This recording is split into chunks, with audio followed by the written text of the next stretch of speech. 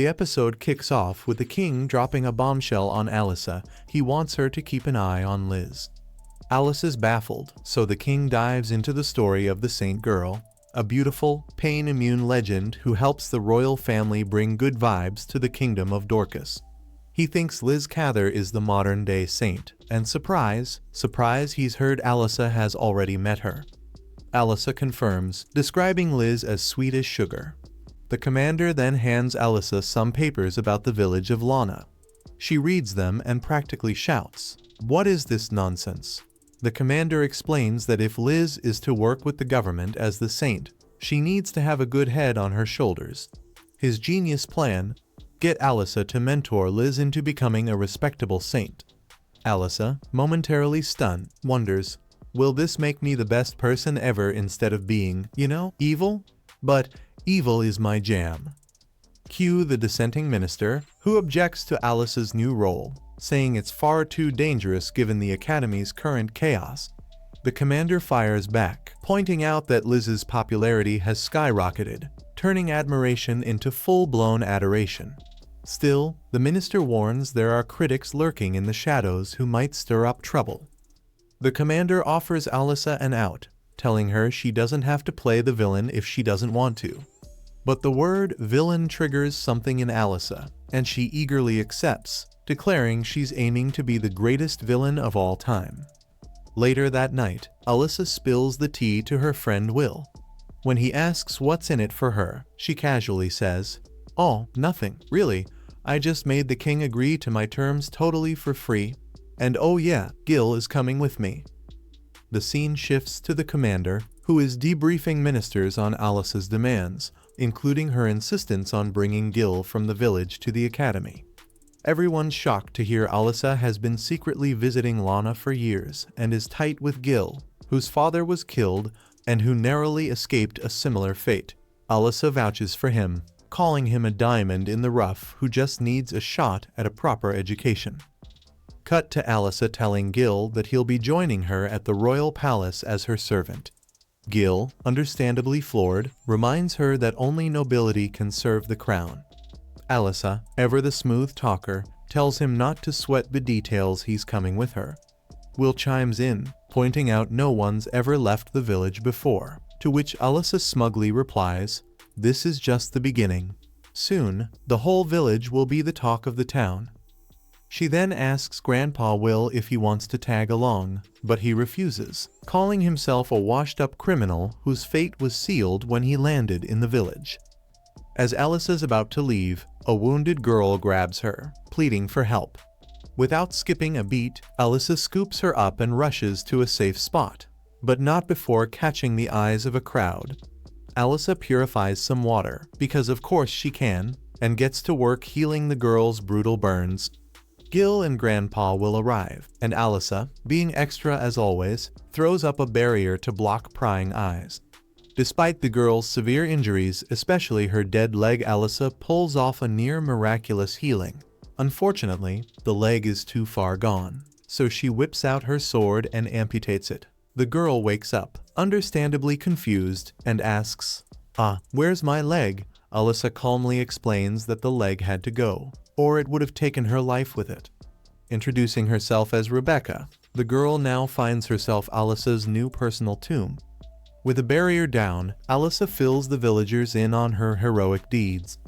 Then, with a cryptic wink, she asks Rebecca to rally the village, saying she plans to use the saint as an excuse for her next move. Gil, utterly lost, asks what she means by that. Alyssa spills the beans, saying she'll mentor Liz and Lana, but assures Gil that she'll be pulling the strings from behind the scenes. Grandpa Will, now thoroughly intrigued, decides to stay in the village just to see what kind of chaos Alyssa stirs up next. The next morning, Grandpa Will bids farewell to Alyssa and Gil as they leave the village. Gil is wowed by the city's beauty, feeling happy to be back.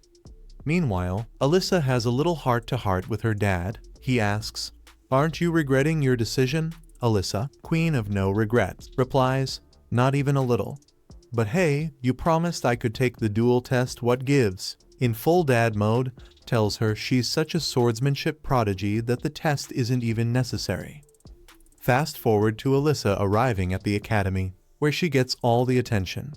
Meanwhile, Gil overhears some girls chatting with Liz, asking if she's Albert's sister and gushing over her beautiful hair. One of them gets a little too handsy, touching Alyssa's hair. Cue Alyssa, who smacks the girl's hand away. Right on cue, Liz shows up with her squad of 4 young men. The hair-grabbing girl whines to Liz about Alyssa calling them obnoxious, but Alyssa, ever direct, says, "Well, you are." Liz tries to step in, all peace and love, asking Alyssa to apologize. Alyssa, channeling her inner villain, refuses and walks off, proud of her evil potential. Just when Alyssa's feeling good about her bad self, Duke with teleportation magic whisks her away. The guy's obviously fond of her, even sniffing the necklace he gave her as a kid. Alyssa thinks he might break it. How embarrassing would that be? But instead, he whispers sweet nothings and pats her on the head. "You're no villain," he tells her, "and you never will be." Alyssa, creeped out by his womanizer vibe, pushes him away and bolts. The next morning, they both stumble upon Liz, surrounded by admirers, sipping tea like royalty. Alyssa, plotting something wicked, picks up a paper Liz wrote. After reading it, she tosses it aside, calling it boring, shallow, and totally unrealistic.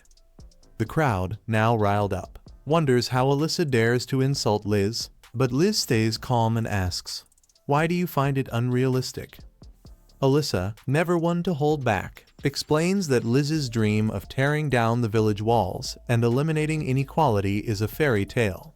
She points out that breaking the wall won't magically erase centuries of division. Liz argues that tolerance will bring peace, but Alyssa fires back with idealistic nonsense.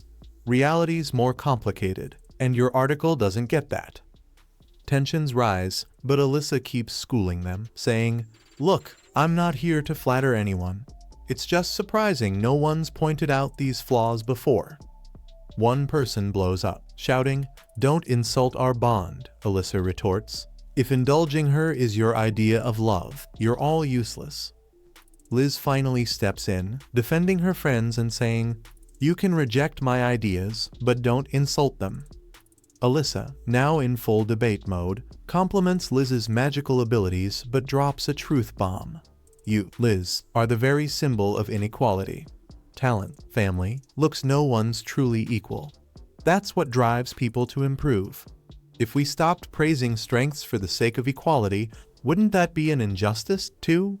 Liz, visibly shaken, can't respond. She can only mutter, "I just want to create a world where everyone's happy."